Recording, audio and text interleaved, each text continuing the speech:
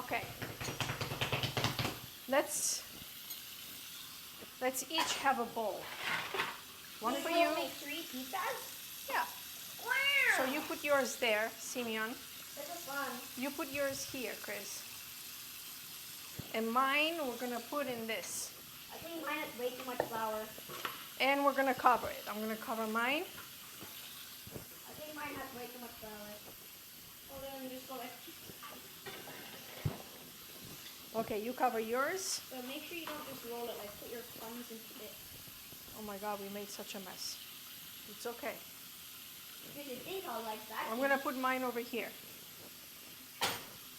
Are you guys ready to put it? I just had to add a little bit more flour. Okay. I remember eating pizza and I remember the crust having flour. I'm trying to be creative. This pizza has a little bit of mold on it, but we're gonna cut around it. But the mold can go through the cheese. Yeah. There's invisible molds. It's good for pneumonia. Okay, next.